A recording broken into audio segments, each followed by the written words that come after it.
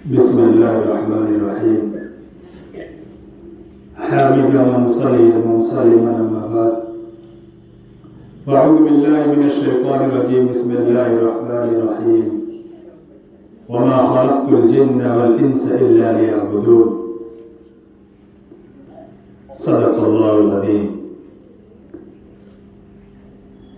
پیارے بچوں،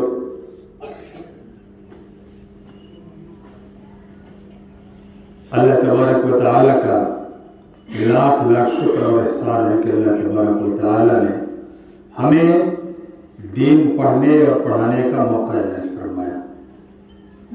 سب سے پہلے ہم کو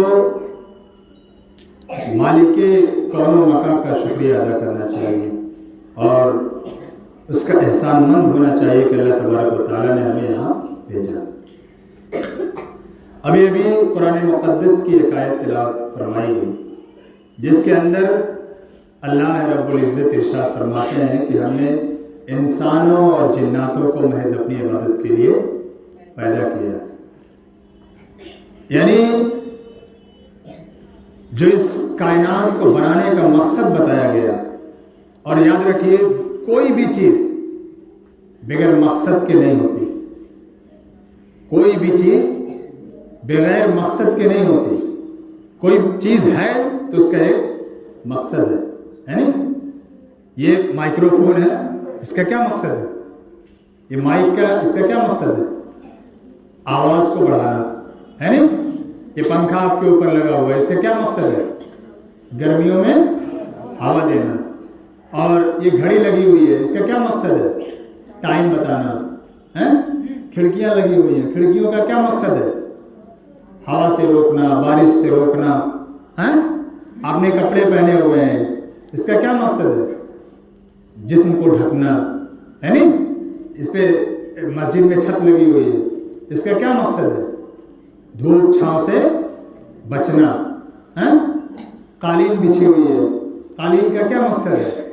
بھئی آدمی بیٹھے گا اٹھے گا، ٹھنڈی ہے، ٹھنڈی کا موسم ہے، ٹھنڈی نہ لگے. بہت سے لوگ ضعیف ہوتے ہیں، ہڈیاں گڑتی ہیں، ان کو ہڈیاں دھسے نا. یہ ساری ہر ایک چیز کا ایسے ہی ہمارے پیدا کرنے کا جو اللہ تبارک و تعالیٰ نے مقصد بتایا کیا ہوتا ہے؟ ہم نے انسانوں اور جناتوں کو کس کے لیے پیدا کیا؟ اپنی عبادت کے لیے پیدا کیا. کہیں قرآن مقدس کے اندر اللہ تبارک و تعالیٰ نے نہیں کہا کہ ہم نے انسانوں اور جناتوں کو کس کے لیے پیدا کیا؟ پیسہ کمانے کے لیے. اللہ نے کہیں نہیں کہا. انسانوں اور جناتوں کو ہم نے پیدا کیا ہے مزدوری کرنے کے لیے، اللہ نے یہ بھی نہیں کہا. لیکن اللہ نے جو مقصد بتایا انسان کا وہ یہ ہے کہ انسان کو ہم پیدا کریں گے، جنات کو ہم پیدا کریں گے اور وہ ہماری کیا کریں گے؟ عبادت کریں گے. دنیا کے اندر جو بھی چیزیں بنائی گئی اس کا ایک مقصد ہے. اور دنیا کے اندر وہی کامیاب ہوتا ہے جو با مقصد ہوتا ہے نا. جس کے اندر کوئی ایم ہوتا ہے، کوئی مقصد ہوتا ہے، کوئی ارادہ ہوتا ہے، وہ سوچتا ہے، پہلے سے پلاننگ ہوتی ہے، تب وہ انسان کامیاب ہوتا ہے نا. آپ جھولا لے کر گھر سے نکلیں اور آپ کے اندر کوئی پلاننگ نہ ہو، کوئی تیاری نہ ہو تو کوئی مقصد نہیں ہے، آپ کامیاب نہیں ہو سکتے ہے نہیں. آپ کی مثال ہماری اور آپ کی مثال کیا ہے؟ ایک ایسے سمندر کی مثال ہے. مدرسہ کیا ہے؟ ایک سمندر ہے. ایک کیا ہے؟ سمندر ہے. اور آپ ایک کشتی ہیں. آپ کیا ہیں؟ ایک کشتی ہیں. سمندر میں آپ نے اپنی کشتی جب ڈالی ہے، آپ مدرسے میں جھولا لے کے آ گئے، آپ نے جو ہے سمندر میں انٹری کر دی، سمندر میں آپ آ گئے، آپ کی کشتی سمندر کے اندر آ گئی. اب آپ نے جب پڑھنا شروع کر دیا تو آپ کی کشتی چالو ہو گئی، سمندر میں تیرنے لگی ہے نہیں. لیکن کشتی تیرنے سے پہلے کشتی کا ایک مقصد ہوتا ہے. بھائی بمبئی سے کشتی چلے گی، دلی سے کشتی چلے گی، کہاں جائے گی؟ ممبئی جائے گی، کلکتہ جائے گی، گجرات جائے گی، بہار جائے گی، دبئی جائے گی. جہاں کہاں جائے گی اس کا ایک مقصد ہوتا ہے نا. اگر وہ کشتی جو ہے اپنی بندرگاہ سے نکلے اور راستے میں اس کا کنیکشن انٹرنیٹ کا کٹ جائے، کنیکشن کٹ جائے، تو کیا وہ کشتی اپنے منزل پہ پہنچے گی؟ وہ تو غائب ہو جائے گی. गायब हो जाएगी, नहीं हो जाएगी? वो तो रास्ता ही भटक जाएगी। और समंदर इतने बड़ा होता है, इतना बड़ा होता है कि उसमें उम्रें गुजार दी जाए, जिंदगी कट जाएगी आपकी, लेकिन आप रास्ता नहीं पा सकते। जिंदगी कट जाएगी, आप रास्ता नहीं पा सकते हैं। यही मिसाल इल्म की है। इल्म एक समंदर है, और इस समंदर के अंदर आपने अपनी कश्ती जब दाखिल कर दी है तो आपको मकसद तय करना पड़ेगा, आपको मिशन तय करना पड़ेगा कि आपको बनना क्या है, आपको बनना क्या है। आज ही से आप जब एम करके चलेंगे, अपनी कश्ती को आपने यहां डाल दिया, आप समंदर में आ गए, अब आपको आज ही से तय करना है कि हमें बनना क्या है। आज आप छोटे हैं, कल आप बड़े हो जाएंगे। आज आपकी जो है कोई हैसियत नहीं, आप कुछ भी नहीं कर सकते, कल आप बाहैसियत हो जाएंगे हैं? जो आज बाहैसियत लोग हैं उनकी जगहों पे कल आप हो जाएंगे। तो आपके जरिए से दीन की खिदमत होगी, इस्लाम की खिदमत होगी, इस्लाम का बोलबाला होगा, इस्लाम का परचम ऊंचा होगा, और उसके लिए आपको मेहनत करनी है। दीन इस्लाम की हिफाजत की जिम्मेदारी अल्लाह तबारक व तआला ने ली है। जिस तरह कुरान मुकद्दस के बारे में अल्लाह ताला ने फरमाया कि इन्ना जो है कि हमने कुरान मुकद्दस को नाजिल किया और हम ही इसकी हिफाजत करेंगे। अल्लाह ने कुरान को नाजिल किया और कुरान की हिफाजत की जिम्मेदारी अल्लाह ने ली। इसी तरह दीन इस्लाम नबी पाक सल्लल्लाहु अलैहि वसल्लम की जात के जरिए से अल्लाह तबारक व तआला ने दुनिया में भेजा, और अब उस इस्लाम की जिम्मेदारी, जैसा कि अल्लाह के नबी सल्लल्लाहु अलैहि वसल्लम ने इरशाद फरमाया, इन्नमल उलमाउ वरसतुल अंबिया, कि उलमा अंबिया के वारिस हैं। यानी ये नबियों वाला काम जो है किसके कंधे पे दिया गया? उलमा के कंधे पे, उलमाए रब्बानियीन के कंधे पे, अल्लाह वालों के कंधे पे। तो ये जिम्मेदारी हमारी है, हमारे कंधों पे बहुत बड़ी जिम्मेदारी है।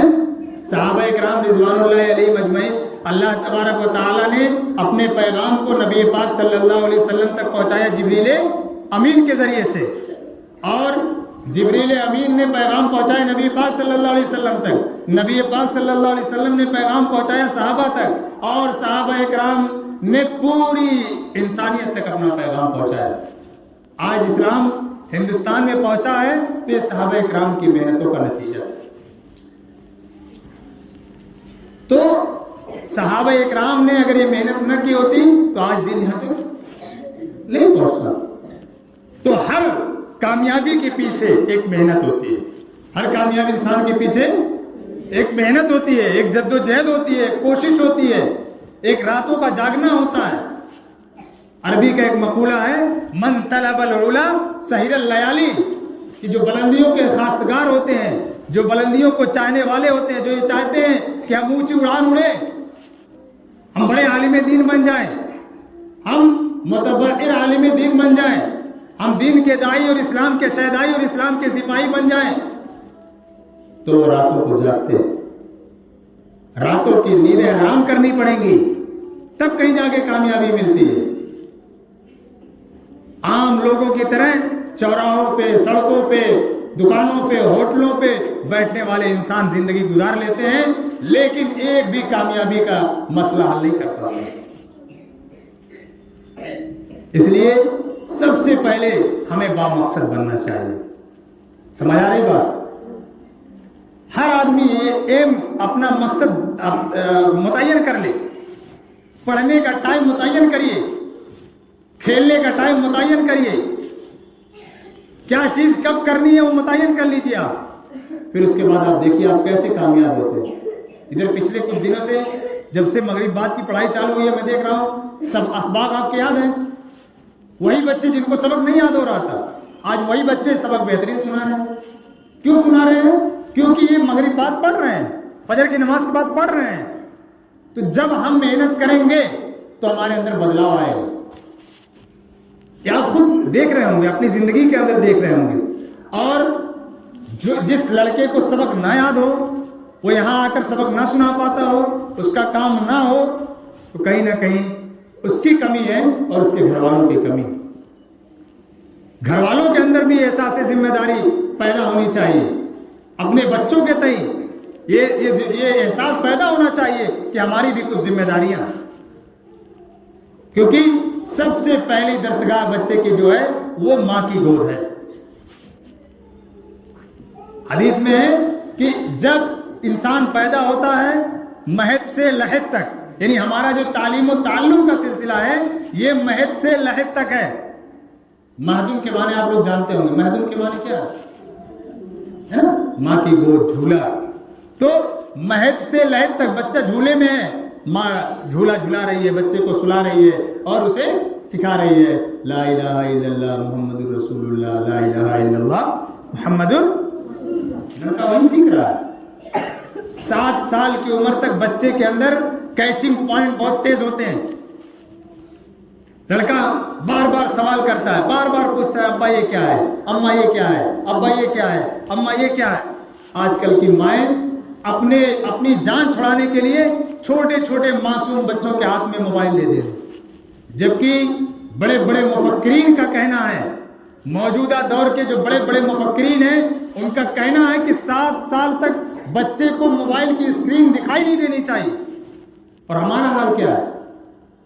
ہم اپنی جان چھڑانے کے لیے، بچہ رو رہا ہے، تھوڑی سی تکلیف اٹھانے کے بجائے ہم کیا کرتے ہیں؟ موبائل دے دیتے ہیں، لو موٹو پتلو دیکھو، کامیڈی دیکھو اور کچھ دیکھو، پتہ نہیں کیا کیا چیزیں خرافات بچے دیکھ رہے ہیں۔ اور پھر وہی بچے، ان کی جو ہے پرورش ہو رہی ہے، وہ یہی دیکھ رہے ہیں، جب بڑے ہو جاتے ہیں تو پھر وہی حرکتیں کرتے ہیں۔ تو ماں باپ کسی مولوی صاحب کے پاس جائیں گے، ارے مولوی صاحب لڑکا جو ہے ہمارا سدھر نہیں رہا ہے، لڑکا سمجھ میں نہیں آ رہا کیسے کیسے جو حرکت کر رہا ہے، بہت کوشش کر رہے ہیں، کنٹرول میں نہیں آ رہا ہے۔ تو وہ ماں باپ کو سوچنا چاہیے کہ جب بچہ پیدا ہوتا ہے اس وقت سے لے کے جب تک بچہ بڑا نہیں ہو جاتا اس وقت آپ کو کنٹرول کرنا چاہیے تھا۔ جب اس کے کنٹرول کی عمر تھی تو آپ نے کنٹرول نہیں کیا، اب بچہ بڑا ہو گیا آپ کے کنٹرول میں آئے گا؟ ہرگز نہیں۔ جب بچے نے جو ہے چھوٹے عمر سے ہی آوارہ گردی کی ہے تو آوارہ ہی رہے گا۔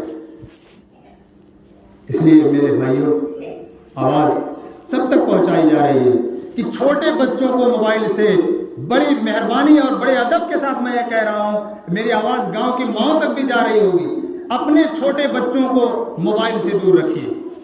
کم از کم 7 سال کے بچوں کو موبائل کی اسکرین سے بچائیے، اور اس کے بعد آپ دیکھیے بدلاؤ کیسے آتا ہے۔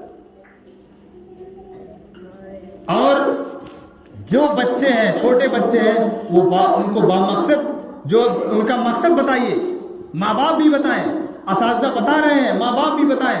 جب اساتذہ اور ذمہ دار دونوں مل کے کام کریں گے تو انشاءاللہ کام بہت تیزی سے بڑھے گا، کام اونچا ہوگا، کیونکہ معاونت کی ضرورت ہے، تعاون کی ضرورت ہے۔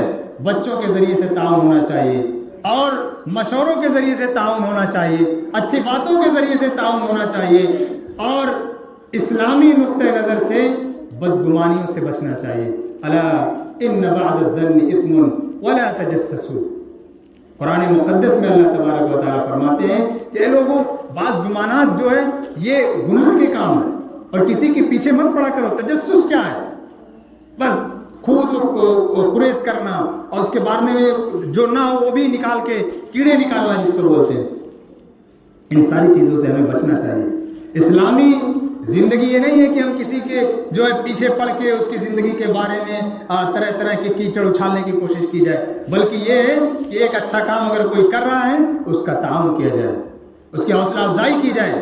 اور یہی کمی ہے، آج حوصلہ افزائی کی کمی ہے، جس کا نتیجہ یہ ہے کہ امت مسلمہ پسماندہ ہو گئی، مدارس کمزور ہو رہے ہیں، مکاتب کمزور ہونے لگے تھے، لیکن پھر ایک جو ہے نئے اٹھ کی بزم جہاں کا اور ہی انداز ہے، مشرق و مغرب میں تیرے دور کا آغاز ہے۔ پھر سے انشاءاللہ نشأت ثانیہ ہوگی، اور پھر سے انہی مدارس کے ذریعے سے اسلام کو زندہ کرنے کی کوشش کی جائے گی۔ اسلام پہلے بھی انہی مدارس کے ذریعے سے زندہ ہوا تھا، پھر اسلام اگر زندہ ہوگا تو انہی مدارس کے ذریعے سے زندہ ہوگا۔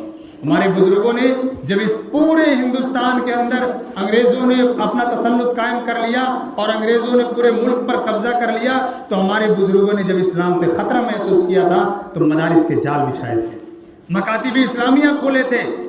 آج پھر جب اسلام پہ خطرات منڈلا رہے ہیں تو پھر انہی مدارس کے ذریعے سے، انہی مکاتب دینیہ کے ذریعے سے اسلام کے تحفظ اور بقا کا کام کیا جائے گا، اور اللہ انہی مدارس کہ لوگوں کو جو پھٹی ہوئی چٹائیوں پہ بیٹھ کر کام کرتے ہیں، جو روکھی سوکھی روٹیاں کھا کر زندگی بسر کرتے ہیں، انہی لوگوں کے ذریعے سے اسلام کا کام لے گا، دین کی خدمت ہوگی انہی مدارس کے ذریعے سے انشاءاللہ۔ اس لیے آپ چھوٹے بچوں سے میری یہ گزارش ہے، آپ سے گزارش ہے، بڑے ادب کے ساتھ میں یہ کہہ رہا ہوں اور بڑے درد کے ساتھ یہ آپ سے کہنا چاہتا ہوں کہ آپ با مقصد بن جائیے۔ آپ یہ سوچئے کہ آپ آنے والے وقت کے جو ہے محدث کبیر ہیں، محدث عظیم ہیں، آپ دین کے ایک ایسے ستون ہیں جو کبھی ہلنے والا نہیں۔ اس لیے پیارے بچوں، با مقصد جینا سیکھ لیجئے۔ اگر آپ کی زندگی کے اندر مقصد آ گیا، آپ با مقصد جینے لگے تو آپ کامیاب ہو جائیں گے۔ سمجھ آ رہی بات؟ کریں گے انشاءاللہ؟ ٹھیک ہے، کلاس اپنے اسی ترتیب سے لگے گا، تھوڑا سا آپ لوگ سنجیدگی کا مظاہرہ کریں گے انشاءاللہ، ٹھیک ہے؟ اور با مقصد جو ہے زندگی گزارنے کی بھی کوشش کریں گے انشاءاللہ، ٹھیک ہے؟ ٹھیک ہے، السلام علیکم۔